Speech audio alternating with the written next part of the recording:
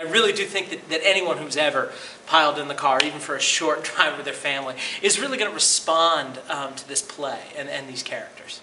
Leaving Iowa is a comedy. It's a family comedy about family vacations. So, you know, we all grow up, I think, going on family vacations where we all pile into the car, you know, whether it be a big old station wagon or, you know, the tiny family sedan where everyone's then packed in the back sardines, you know, dogs, cats, whatever. But it's a comedy about family vacations. And this particular family, who's from Iowa, who go on the most mind-numbingly boring vacations imaginable for kids. The dad of the family always wants to go to these really obscure and strange historical locations throughout the country. Which, of course, the kids, you know, they want to go to the Dells, they want to go to Disney World, they want to go to Yellowstone, something like that. But they always end up on these, what turn out to be really awful family vacations. Well, this is a play about that experience and how it informs our childhood and how it affects us as we grow. And it's a lovely story about this adult writer who comes back to Iowa to finally spread his father's ashes at his childhood home, which was his request. But they left him sitting down in the basement for 3 years.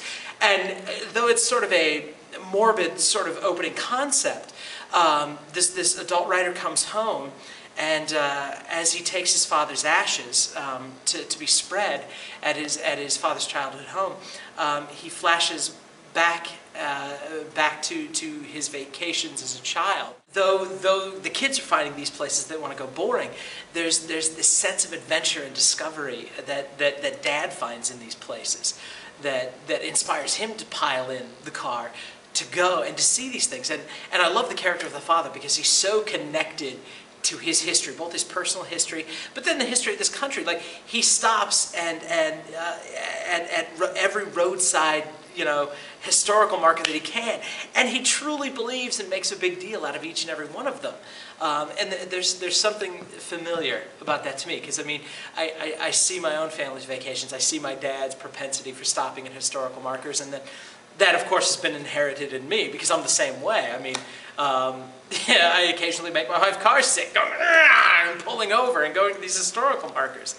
But there's this sense of the familiarity in the scenario, in the situation, and I think it's that there's that nostalgic charm to it that people want to relive those, because even the worst vacations, even the worst, awful, most boring, long vacations, oftentimes are the things that we do look back and are glad that we experienced and glad we went on that and did that.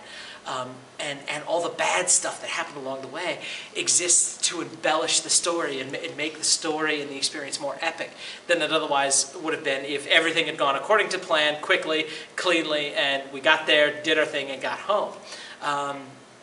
There's a real sense of adventure in this play. It's a 6-character piece, or a 6-actor piece. There's the 4 who play the family members, the father, the mother, the brother, and the sister. And they remain in those characters throughout the entire play. And all of the other characters and all the other people that this family meets along the way are played by these same 2 actors, a character guy and a character gal. And so every few minutes you're seeing these 2 actors come back out on the stage in a different guise as different people. And some of them are in the past, some of them are in the present, but they all have an effect on the story, and they all have impact on this writer and this family as they go along their journeys. I mean, there's an Amish couple. We meet Grandma and Grandpa. There's a state trooper. There's the overly friendly and talkative waitress. There's the really committed museum Civil War reenactor.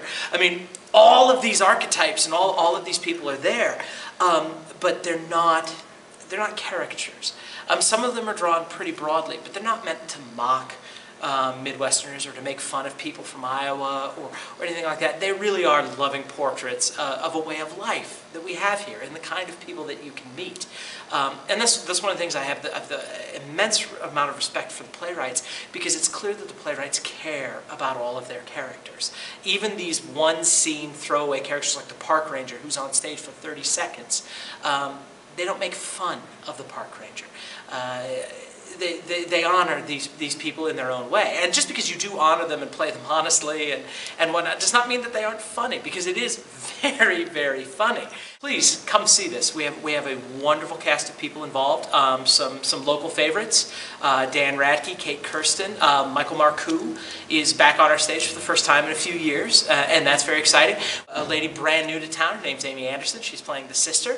And of course, Lawrence Levesque and Maria Johnson, who were just in Wizard of Oz. So back for another one, 2 in a row. You know, they come, they do a show, and they get addicted. So it's really a wonderful cast.